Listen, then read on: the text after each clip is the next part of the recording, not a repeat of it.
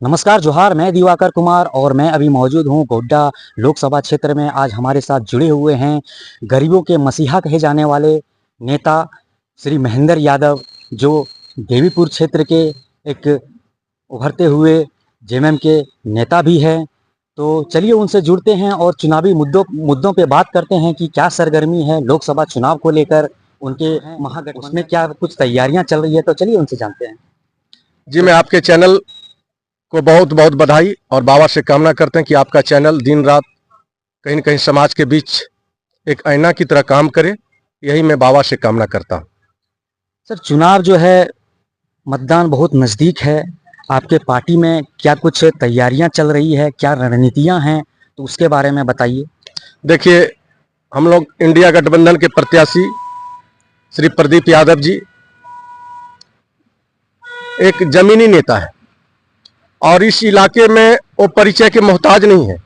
उनके कर्मों से इतना लोग वाकिफ हैं कि प्रदीप यादव बेबाक शेर की तरह दहाड़ते हैं और जब विधानसभा में ये दहाड़ते हैं तो सारे विपक्ष को कहीं न कहीं चुप रहने के लिए मजबूर कर देते हैं। वैसे प्रत्याशी इंडिया गठबंधन की तरफ से बनाया गया है और यह कहीं न कहीं इस बार गोड्डा लोकसभा के तमाम जनता जनार्दन मालिक ही चुनाव को अपने हाथ में ले लिया है और इंडिया गठबंधन के पक्ष में मजबूती के साथ न पैसा से तोड़ सकेगा, न लोभ में तोड़ पाएगा, न मंदिर मस्जिद और धर्म के नाम पर तोड़ पाएगा। इस बार तमाम जनता जनार्दन इंडिया गठबंधन के पक्ष में खड़ा है। एक बात मैं पूछना चाहूँगा कि आप अभी जो है वर्तमान में जेएमएम के नेता हैं और जेएमएम के जो पूर्व मुख्यमंत्री हेमंत सोरेन जेल में हैं और जेल में रहने के वजह से, क्योंकि उनका सरकार अभी सत्ता में है, अभी मान लीजिए चंपई सोरेन मुख्यमंत्री हैं, तो अगर जेएमएम बहुत सारी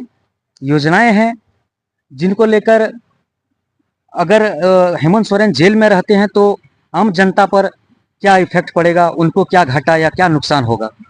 देखिए, झारखंड मुक्ति मोर्चा का पूर्व मुख्यमंत्री और झारखंड का शेर, झारखंड के धरती की आवाज 1932 का सरताज हेमंत सोरेन जी को झूठा केस में डाल दिया, इसलिए कि अगर हेमंत सोरेन जी बाहर रहेंगे तो बीजेपी के इस इलाके में झारखंड में कहीं बोहनी होने वाला नहीं था।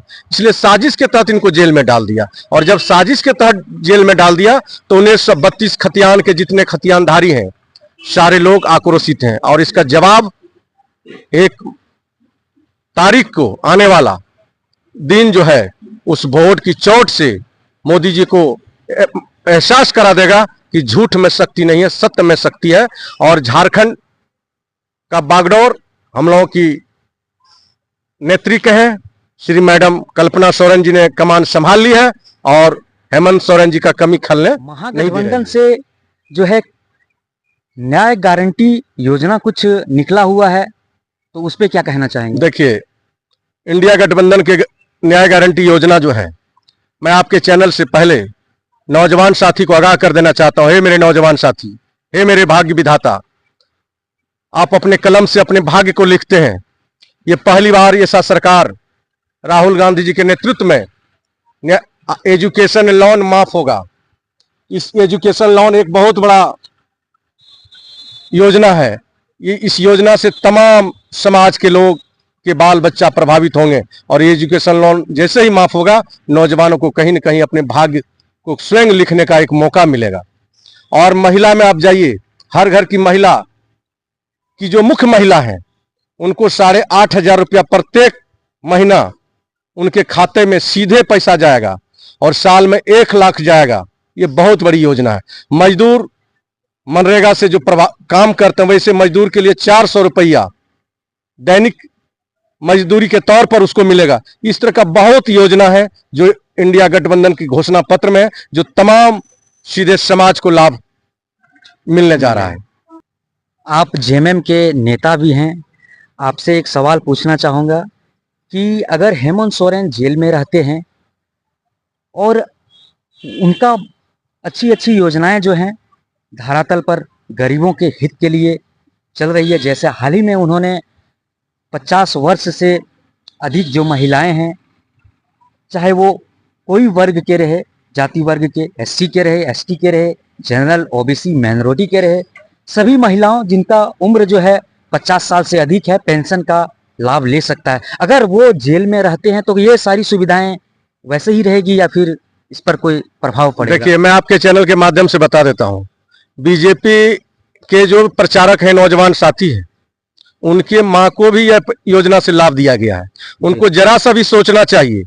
सर्वजन पेंशन योजना से उनके माता पिता को भी लाभ मिला है। इसके बावजूद वे कहीं न कहीं एक निमोनिया बीमारी जैसा है जो उनको ब्रेन वॉश करने का काम किया है। उनके माता पिता खुद हेमंत सोरेन की योजना का लाभ लेते हैं, इसके बावजूद भी विरोध करते हैं। कहीं न कहीं जमीर को जिंदा रखने की जरूरत है मेरे साथी। आप 1932 खतियान धारी के बेटा है, 1932 खतियान के आंगन में पैदा लिए हैं। आपको सोचिए कि आपके माँ बाबूजी के लिए भी हेमंत सरकार ने कभी पार्टी बेसिस कोई योजना नहीं, सभी जाति सभी धर्म के मजहब को मिलना है। मैं वैसे नौजवान साथी से अपील करता हूं कि जो आप बीजेपी का झंडा उठाए हुए हैं, हेमंत सोरेन का विरोध करते हैं, इंडिया गठबंधन का विरोध करते हैं और आपकी माँ बाबूजी हेमंत सोरेन का लाया हुई योजना से लाभ लेते हैं, जरा सा सोचिए और सोचकर अपने मतदान को करिए। अरे ठीक है, आपको चुनावी मौसम में बहुत नौजवान साथी हैं जो होली की तरह लेते हैं, धुरखेल की तरह लेते हैं, खाना पीना सब कुछ करना है, लेकिन वोट के टाइम में अपने जमीर पर हाथ रखना है और सोचना है कि 1932 का खतियान का आवाज बुलंद करने वाला माननीय प्रदीप यादव जी के पक्ष में हाथ छाप जो चुनाव चिन्ह है उन पर मतदान करना है। हम सभी ने हर एक जगह रिपोर्टिंग किया है, देखा भी है। मुद्दा बहुत सारी आती है मुद्दाएं कि जैसे यहाँ पे अभी एम्स हमारे नज़दीक में एम्स है, हवाई अड्डा है। अगर बात की जाए स्थानीय लोगों की नौकरी को लेकर तो अभी भी एम्स में और हवाई अड्डा में बाहरी लोग यहाँ पे आके नौकरी करते हैं और स्थानीय लोगों को मौका नहीं दिया जाता है। बहुत ही कम लोगों को जो है यहाँ पे नौकरी मिलता है या फिर मिला है, तो उस पर आप क्या कहना चाहेंगे? देखिए, एम्स हो एयरपोर्ट हो, आप सर्वे कर लीजिए। बिहार उत्तर प्रदेश दोनों राज्य से अधिकतर लोग काम करते हैं और जो यहाँ बैठे हैं वैसे लोग कहीं न कहीं से गाइड होता है और यहाँ के लोकल नौजवानों से पैसा वसूला जाता है और पैसे के नाम पर कुछ दलाल का गिरोह पाले हुए हैं। वह दलाल के गिरोह के माध्यम से बाहरी लोगों को घुसाने का काम कर रहा है।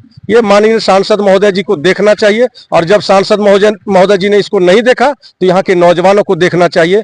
और जैसे ही माननीय प्रदीप यादव जी यहाँ के सांसद होंगे तो निश्चित तौर पर आपके चैनल के माध्यम से यहाँ के नौजवानों से अपील मैं करना चाहता हूँ कि जैसे 4 जून को घोषणा होगा, हम लोग 1 महीना के अंदर एम्स के गेट पर अनिश्चितकालीन धरना देकर बाहरी लोगों को खदेड़ने का काम करेंगे। हे मेरे नौजवान साथी, आप इंडिया गठबंधन के पक्ष में मतदान करिए और 4 जून के बाद 1 महीना के अंदर अनिश्चितकालीन प्रदर्शन के माध्यम से हम लोग बाहरी लोगों को खदेड़ने का काम करेंगे।